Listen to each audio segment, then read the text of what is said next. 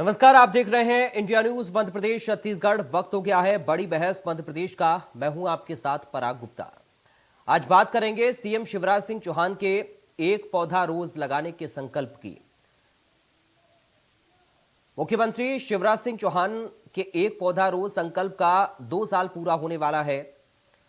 19 फरवरी 2021 को सीएम शिवराज ने अमरकंटक में पत्नी साधना सिंह के साथ पौधारोपण कर अभियान की शुरुआत की थी। सीएम ने हर दिन एक पौधा लगाने का संकल्प लिया था और अब वे 3 पौधे प्रतिदिन लगा रही हैं। सीएम शिवराज सिंह चौहान ने कहा था कि पर्यावरण संपूर्ण विश्व के लिए बहुत ही महत्वपूर्ण विषय है। यदि विश्व को बचाना है, धरती के अस्तित्व को बचाना है या मानव जीवन भविष्य में सुरक्षित रखना है, तो हम अपनी धरती को रहने लायक छोड़ें, जिसके लिए जरूरी है कि हम वृक्षारोपण करें। क्योंकि तेजी से जंगल कटे हैं, औद्योगिकरण बढ़ा है। हम जानते हैं कि प्रकृति की सतह का तापमान लगातार बढ़ रहा है, ग्लेशियर पिघल रहे हैं, जिससे मानव और कई पशु पक्षियों का जीवन संकट में पड़ रहा है। साथ ही सीएम ने जनता से भी जन्मदिन, विवाह की वर्षगांठ पर साल में एक दिन पौधारोपण करने की अपील की थी, जिसके बाद हर दिन एक पौधा लगाने के संकल्प को सीएम ने हर परिस्थिति में पूरा किया। बता दें कि कोरोना संक्रमित होने के बाद भी वे अपने संकल्प को पूरा करने से पीछे नहीं हटे थे और होम आइसोलेशन में सीएम हाउस के गार्डन में नियमित पौधारोपण किया था। पौधारोपण के 365 दिनों में सीएम ने पीपल, बरगद, आम, करंज, नारियल, साल, आंवला, मॉलस्ट्री, सप्पणी, गुलमोहर, केसिया, बादाम, देवदार, गुलर, कचनार, अमरूद, बीजा, फाइकस, बकुला जैसे कई पौधे लगाए हैं। देखिए इंडिया न्यूज संवाददाता की ये खास रिपोर्ट। रहा है वहां रहा है, ये सिर्फ कहावत ही नहीं है, बल्कि अगर इंसान ठान ले तो ये कहावत को सच साबित भी कर सकता है। मध्य प्रदेश के मुख्यमंत्री शिवराज सिंह चौहान कुछ इस तरह ही हैं। उनका प्रकृति प्रेम देखिए आप। भोपाल के स्मार्ट सिटी गार्डन में इस वक्त हम मौजूद हैं और यहाँ लगातार मुख्यमंत्री प्रतिदिन 2 पौधे 3 पौधे लगाते हैं। मुख्यमंत्री शिवराज सिंह चौहान ने नर्मदा जयंती को 2 साल पहले ये संकल्प लिया था कि वे एक पौधा प्रतिदिन लगाएंगे, चाहे देश के किसी भी कोने में हो। और देखिए यहाँ पर स्मार्ट सिटी गार्डन में वो प्रतिदिन पौधों का अभियान चलाते हैं। न सिर्फ मुख्यमंत्री शिवराज सिंह चौहान, बल्कि देखिए यहाँ महामहिम द्रौपदी मुर्मू भी जब 16 नवंबर को 2022 को जब भोपाल आई थी तो उन्होंने भी पौधारोपण किया था। कई बड़ी नामचीन हस्तियां यहाँ शिवराज सिंह चौहान के साथ पौधारोपण कर चुकी हैं। प्रतिदिन सामाजिक जन जागरूकता और चेतना के लिए जो लोग, सामाजिक संस्थाएं, पर्यावरण प्रेमी और जिनका जन्मदिन होता है, वे आम नागरिक यहाँ आते हैं और सीएम साहब के साथ पौधा लगाते हैं। 19 फरवरी को पौधारोपण महासंकल्प के सीएम के 2 साल पूरे हो रहे हैं और इस दौरान मुख्यमंत्री शिवराज सिंह चौहान अपनी पूरी सरकार के साथ यहीं इसी मैदान में पौधारोपण करने वाले हैं। देखिए कुछ पौधे में दिखाऊं जो उन्होंने 1.5-2 साल पहले जहां से शुरुआत की थी, वो अब 10 फीट, 15 फीट और 20 फीट तक के हो चुके हैं। 19 फरवरी की अगर हम बात करें तो तमाम मंत्रियों को भोपाल बुलाया गया है, क्योंकि सरकार की विकास यात्राएं लगातार चल रही हैं। ऐसे शेड्यूल में भी वक्त निकालकर मंत्रियों को भोपाल आने को कहा गया है। 19 फरवरी को मुख्यमंत्री शिवराज सिंह चौहान तमाम मंत्रियों के साथ सुबह यहाँ पौधारोपण करेंगे और फिर कैबिनेट की मीटिंग होगी। शाम को समीक्षा बैठक भी की जाएगी। बीजेपी भी अब चुनावी साल में इस पौधारोपण अभियान को वोट बैंक में बदलने की तैयारी में है और तमाम जो बीजेपी के कार्यकर्ता हैं वो पूरे प्रदेश में 19 फरवरी से पौधारोपण अभियान की शुरुआत करने वाले हैं। तो एक महासंकल्प किस तरह जन जागरूकता के एक बड़े आंदोलन में बदल जाता है, ये कोई मुख्यमंत्री शिवराज सिंह चौहान से सीखे। कैमरा पर्सन अजय कटियार के साथ ब्रजेश जैन, इंडिया न्यूज भोपाल।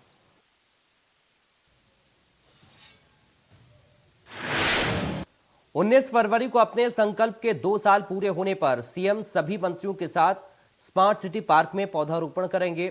चुनावी साल में बीजेपी पौधारोपण अभियान के जरिए जनता को विचारधारा से जोड़ने का बड़ा अभियान चलाने की तैयारी में है। एक तरफ सीएम शिवराज सिंह चौहान का ये संकल्प अब प्रकृति को बचाने के लिए जन जागरूकता आंदोलन बनता जा रहा है, तो वहीं कांग्रेस इसे दिखावा करार दे रही है। कांग्रेस को इसमें दिखावा और इवेंट नजर आ रहा है। आज इसी मुद्दे पर करेंगे बातचीत, लेकिन उससे पहले सुनिए इस पूरे मामले पर कांग्रेस और बीजेपी का क्या कुछ कहना है। प्रदेश गौरवशाली है कि मध्य प्रदेश के मुख्यमंत्री पर्यावरण संरक्षण संवर्धन पर सरकार के मुखिया के नाते कार्य तो करते ही हैं, वो स्वयं भी एक वृक्षारोपण करने का काम, एक पौधा रोपने का काम भी लगातार करते आ रहे हैं। 2 साल पूरे होते हुए तीसरे साल में प्रवेश करेंगे। ये भी मध्य प्रदेश के लिए एक अच्छी और सुखद खबर है कि मध्य प्रदेश का जो हरियाली का एरिया है, वनाच्छादन है, उसका प्रतिशत बड़ा है।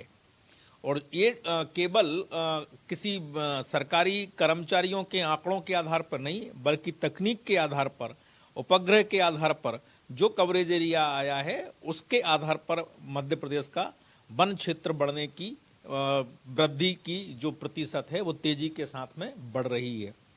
मुझे लगता है कि अच्छी खबर है और मुख्यमंत्री स्वयं इसके एक साक्षात उदाहरण बने हैं। ये और भी गौरवशाली कारण है। ये पौधों की बात की जाए तो पौधे लगाना निश्चित रूप से नेचर को सपोर्ट करना है और मैं इसके फेवर में हूँ, लेकिन माननीय मुख्यमंत्री महोदय सिर्फ एक इवेंट के रूप में करते, रोज एक पौधा लगाते, मतलब पूरे प्रशासनिक अमले को परेशान करते। अरे एक बार में 100, 200, 500 पौधे लगा दें तो इनका क्या चला जाएगा, लेकिन इनको एक इवेंट करना है, इन्हें रोज खबर बनाना है, इन्हें हेडलाइन में रहना, हेडिंग बनाना, ये हेडिंग का काम करते हैं। रहा सवाल इस बात का कि अब एक इवेंट इसको भी बना रहे हैं वो, तो बिल्कुल बनाएं, लेकिन ये जवाब जरूर दे दें, मध्य प्रदेश के राजधानी भोपाल में जो हरियाली को आपने काटी है, क्या उसकी पूर्ति आपके पौधारोपण के इवेंट से पूरी हो जाएगी? अगर हो जाएगी तो स्पष्ट कर दीजिए।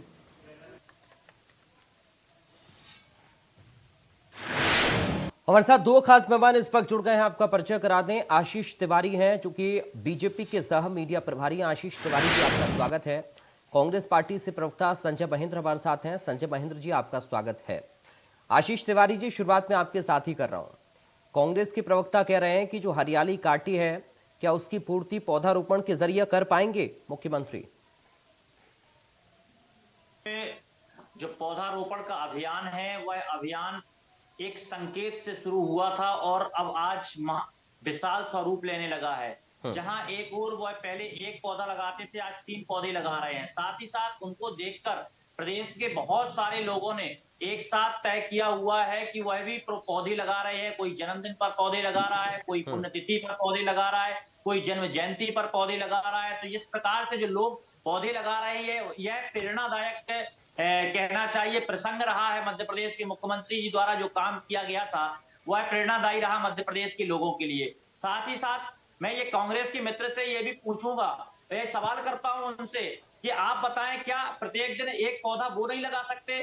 क्या वो मध्य प्रदेश के लिए, इस प्रकृति के लिए 1 पौधा नहीं लगा सकते? और अगर पौधा लगाना भी इवेंट है तो मुझे कोई दिक्कत नहीं है। ये मध्य प्रदेश की सरकार और हम इवेंट करने के लिए हैं। हम चाहते हैं कि इन इवेंटों के माध्यम से लोग जुड़ें। हम चाहते हैं कि लोगों के अंदर जन जागरूकता आए। हम चाहते हैं कि लोगों को प्रकृति के प्रति प्रेम बढ़े।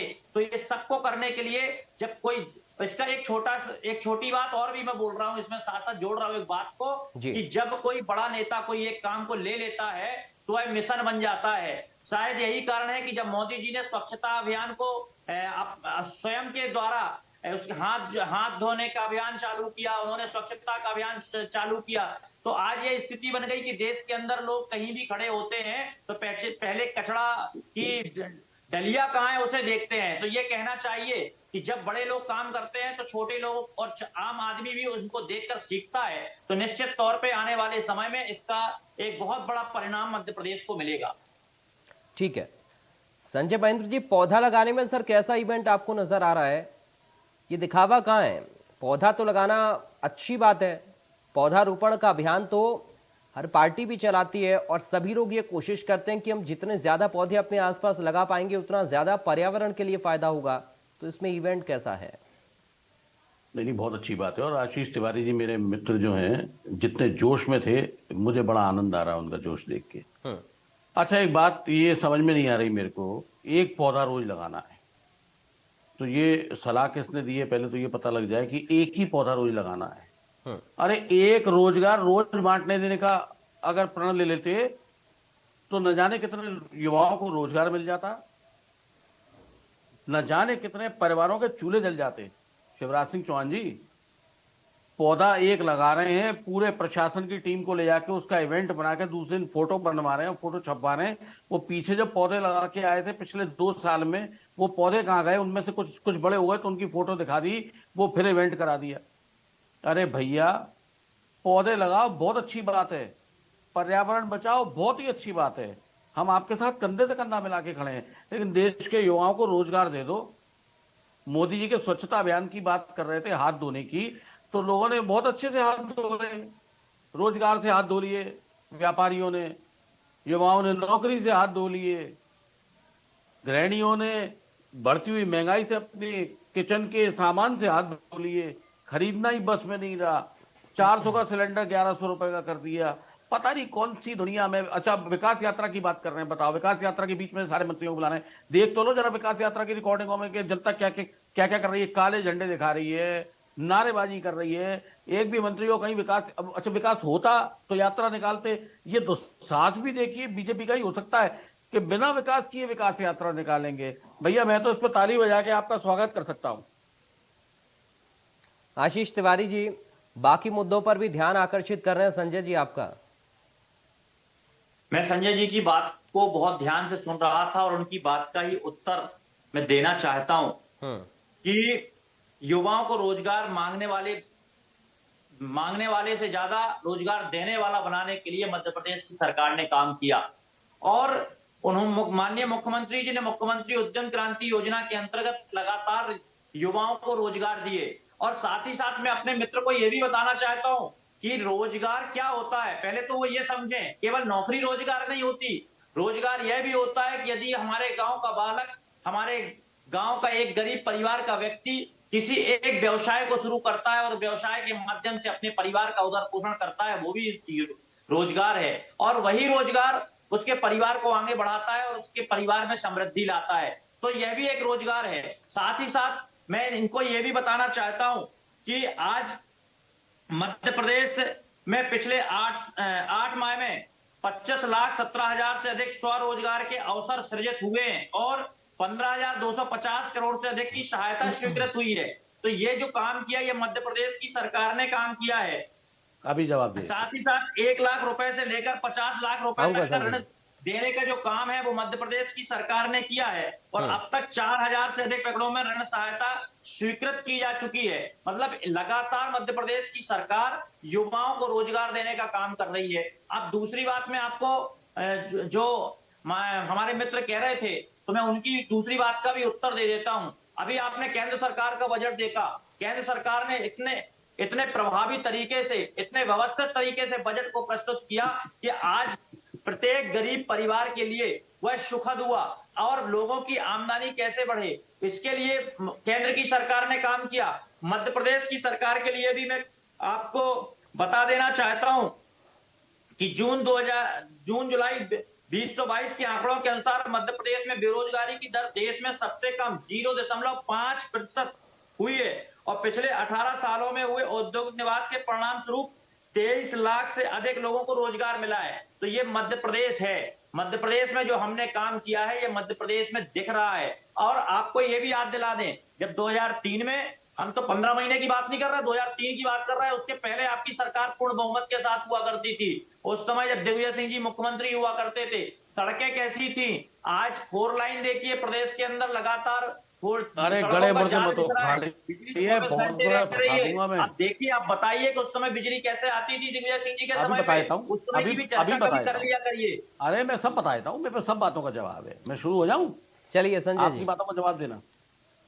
देखिए क्या है, मुद्दे से भटकाने वाला काम कम से कम मेरे जैसे प्रवक्ता के साथ तो नहीं होगा तिवारी जी। मैं आपको बताता हूं, आप कितने भी छल कपट और प्रपंच रच लें, कुछ तो भी आंकड़े दे दें। पकौड़े तलने का रोजगार आपकी सरकार उस पर मोहर लगाती है, पकौड़े तलने का रोजगार है। आपके यहाँ के नेता कहते हैं भीख मांगना भी एक रोजगार है। और आप जो 25 लाख रुपए के ऋण की बात कर रहे हैं, कितने स्टार्टअप आपके स्टार्ट हुए, कितने स्टार्टअप आपके अब तक चल रहे हैं, जरा उसके आंकड़े दे दीजिए। कहां आप कौन सी दुनिया में रहते हैं, कैसी बातें करते हैं, कहां की बात को कहां ले जा रहे हैं दिग्विजय सिंह जी के कार्यकाल में।